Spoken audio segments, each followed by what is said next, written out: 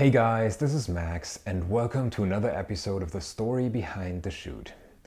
And today I want to mix things up a little bit and start with the actual photo set first, and only later talk about the kind of gear and films I used, and also about the story or the idea behind this particular photo set. So without further ado, let's take a look at the images.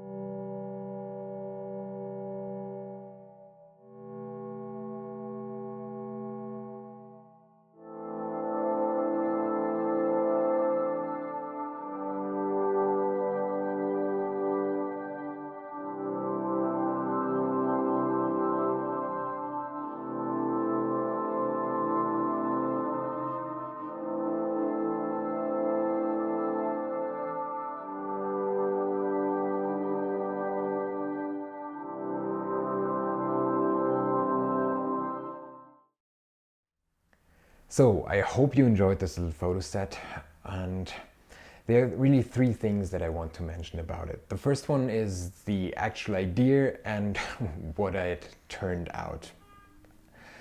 The original idea for this photo set was to have a ghost-like figure in the morning fog, moving ashore, coming ashore, and then slowly transforming into a human being. And I had all sorts of ideas for that. I wanted to do multiple exposures on black and white film to get this idea of a ghost-like figure kind of moving around in the water and coming ashore. I was also thinking about maybe getting my model into the water to some extent, or maybe doing that afterwards to ensure that she doesn't get sick. But then when we realized, okay, we arrived on site and there wasn't any fog, I had this half-decent fallback idea in mind and never really committed to anything. So what it turned out was a mixture of the original idea and the fallback idea, and also a mixture of clothes and everything like that. And I kind of tried to squeeze it into the original idea, and you probably noticed that. Another thing that's kind of jarring a little bit, at least, about this photo set is the fact that I shoot both digital and analog. For digital camera, I used my Leica T with a 50mm Summicron lens, and for an analog camera, I brought along the Mamiya RZ67 with Ilford HP5 and Ilford FP4 as black and white films, and Kodak Portra 400. The problem is, I think it's perfectly fine if you have a portrait session with someone, and it's perfectly fine to have a variety of images that look completely different, where you have different light situations and different colors, and you actually do want to create completely different atmospheres. Then it's perfectly fine to shoot different cameras and different film stock, and also transition between digital and analog. But I realized if I want to have the kind of consistency that my photo sets usually have, it's just not a good idea to shoot both digital and analog. Because even if you have Lightroom presets like Master Labs or Visco or the kind of stuff that's out there, I realized that I started post-processing, of course, the digital files prior to receiving or seeing the result of the analog the analog shots. And I realized that I moved completely in a different direction with my post-processing, a much more desaturated look, and things that kind of added to this atmosphere at that particular moment, that secretive moment of that ghost coming ashore and turning into a human being. And I felt like, okay, this has to be desaturated, this has to look in this particular way. And at the same time, I decided on site for the Portra, okay, let's shoot it at box speed and not overexpose it, because I wanted to have a saturated look, because I thought, okay, I want to have the color shots, I want to have the transition from black and white shots towards color shots. And I thought back then it's a good idea to have that human being really look fresh and saturated and really like it's made out of human flesh. Which of course my model Hannah is. And the images, for me at least, turned out too saturated, a little bit too yellow for my taste, and I really regretted not the fact that I didn't overexpose the film by 1 or 2 stops to get that typical Portra pastel look that is much more desaturated and also more interesting, at least in my view. That might sound a little bit harsh, but yeah, I realized, okay, I don't really want to retouch or retweak my digital files after receiving the analog ones.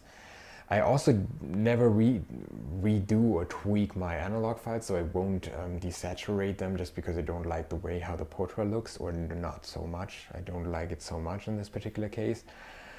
So I decided just to have the images next to each other and really pick the, in my view, best ones that fit the idea best. Yeah, and this is why you have a not really consistent film or photo set in this particular case. So that's one of my biggest learnings. Okay, don't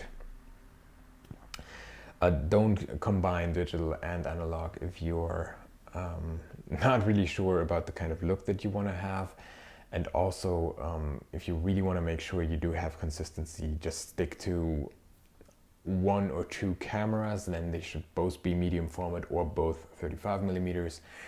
And maybe just 2 film stocks or maximum 3 if necessary to really get that consistent look. And that's kind of a no-brainer, of course, but for me it really took this photo set to realize that completely. And yeah, another learning, of course, is to really make sure what do you want from this Portra? What is it? Do you want to have a saturated look? Do you want to have a desaturated look? What is it? In this case, I just made a mistake on site, basically taking the wrong decision. So these are my most important learnings, I think. Yeah, and the last one is, if you have a fallback idea, really think it through and take into account the possibility, if you're dependent on having morning fog or something like that, take into account the possibility that there won't be any fog, and don't get yourself into a situation where you have to improvise so heavily as I did. So that was me rambling on about a photo set that I'm not completely happy with. I just wanted to bring in some critical confrontation with my own creative work here and not just show you photo sets that I'm really perfectly happy with, because I think it's important also to learn from your mistakes and to address or to kind of display your learnings for other people to see them. So these are mine in this case.